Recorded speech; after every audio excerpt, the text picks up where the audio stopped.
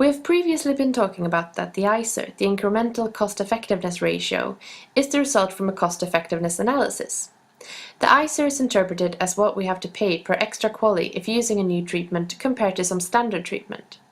For example, if the Icer is $10,000 per quali, we can buy qualis to a cost of $10,000 each with this specific treatment. If we think that is a good price, the treatment is said to be cost-effective. But what is the precision of this Icer? The model that has been rendered with this Icer was populated with data which all had its uncertainties. So how sure can we be about this Icer? Could we also get a standard deviation or some kind of confidence interval? Unfortunately, expressing the precision in traditional ways such as confidence intervals is complicated for the Icer since it's a ratio. What is done instead to get some measure of the precision is a probabilistic sensitivity analysis using a Monte Carlo simulation. The probabilistic sensitivity analysis results in the CEAC, the cost-effectiveness acceptability curve. From this curve we can see the probability of the new treatment to be cost-effective compared to the comparison treatment at a range of willingness to pay. For example, in this curve we can see that at a willingness to pay of $30,000 per quali, the probability of the new treatment to be cost-effective is 95%. Now we're going to look into the details of a probabilistic sensitivity analysis. For each variable in the model, a probability distribution is defined. A variable is, for example, input data on costs of the drug, utility for the state healthy, a mortality risk, and so on. Every number fed into the model is called a variable. A probability distribution is a function describing the probability for the variable to take on a different value. This variable has the highest probability to take on values around 1,000. It could also take on other values, of course, but very high and very low values are less probable. For example, the variable could take on a value of 1,700, but the probability of that is very low. Specific probability distributions are fitted for all the variables in the model. Then values are randomly sampled from these distributions over and over again, maybe 1,000 times. Each time the variables take on a new value. So in the random sampling, new values for all variables are randomly sampled from the variables' probability distribution. In the first sampling, variable 1 will take on a specific value, variable 2 will take on a specific value, and so on. In the second sampling, the variables will take on new values again, and so on. The results in the model are based on the values of the variables, and therefore we get new results for each time we sample new variable values. In the first sample, the variables took on specific values, and this leads to specific incremental costs and effects, as well as a specific Icer.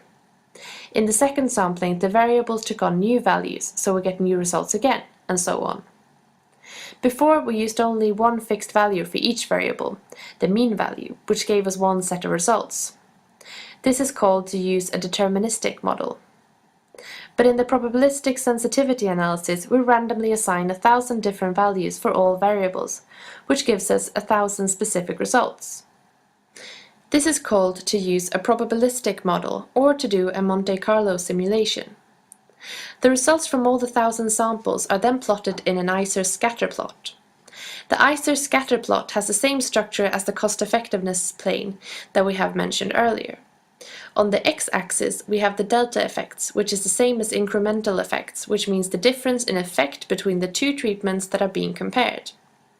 On the y-axis, we have delta costs, that is incremental costs, the difference in costs. Very often, however, not all quadrants are shown in the Icer scatter plot, and therefore it could sometimes look differently, but it is the same. In this example here, only the northeast and parts of the southeast quadrants are shown. Each dot in the Icer scatter plot represents the results from one sampling. If we performed 1,000 samplings in our probabilistic sensitivity analysis, we get 1,000 specific results with incremental costs and effects, and therefore 1,000 specific dots in the Icer scatter plot. In this example, almost all results from the samples ended up in the northeast quadrant, that is, the new treatment was found to be more effective but also more expensive in all these samples. But in 2 samples out of 1,000, the new treatment dominated the comparison treatment. That is, the costs were equal or lower, but the health effects were greater. The Icer scatter plot is then transformed to a CEAC, cost-effectiveness acceptability curve. The CEAC has a range of willingness to pay on the x-axis and the proportion of probability on new treatment to be cost-effective compared with the comparison treatment on the y-axis. From this graph, we can read out the probability of cost-effectiveness given a certain willingness to pay, which gives a description of the uncertainty in the model. Now let's see how the Icer scatter plot is transformed into a CEAC. Imagine a line that cuts right through the cloud of dots. The slope of this line is delta y divided by delta x. That is the unit change on the y-axis for every unit change on the x-axis, which in this case would be delta costs divided by delta effects, and therefore gives the unit costs/quality. This is the same unit as for the Icer, and also the willingness to pay. Thus, all dots along this line will have the same Icer, in this case about $22,000 per quality. The dots above the line represent samples where the resulting Icers were greater than $22,000 per quality. And the dots below the line are results where the Icers were smaller than $22,000 per quality. Since the unit for willingness to pay also is costs and quality, the line could just as well represent a level of willingness to pay, in this case $22,000 per quality. The cost-effectiveness criterion is that the Icer has to be smaller than the willingness to pay.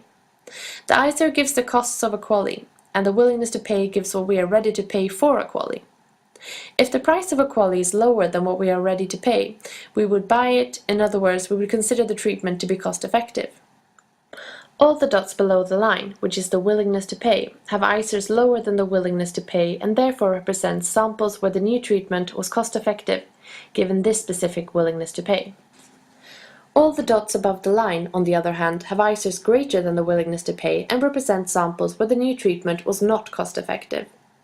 So each time we draw a line in the Icer scatter plot, we get the willingness to pay from the slope of the line, and a proportion of dots under the line and the rest above the line. This is how the CEAC is created from the Icer scatter plot. We start with a line with a zero slope, that is a willingness to pay of $0 per quality. We find that 2 of the 1,000 dots are below this line, which gives a cost-effectiveness proportion of 0.2%. This proportion or probability is fed to the CEAC at the willingness to pay of 0. It's hard to see in this graph, but the CEAC doesn't start from 0 due to these 2 dots representing samples of dominance.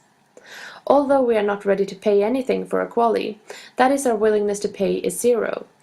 The new treatment was cost-effective in these 2 samples since they resulted in a greater health effects to lower costs. It doesn't matter what we are ready to pay for a quality because we get them at no cost at all. Then we take a new line, a willingness to pay of $10,000 per quality. Now 38 of the 1,000 dots are below the line, so the probability of the new treatment to be cost-effective is 3.8%.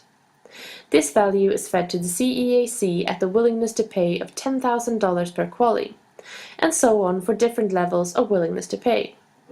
Eventually, as we increase the willingness to pay in this case of dots only in the northeast and southeast quadrants, all the dots will be under the line and the probability of cost-effectiveness will reach 100%.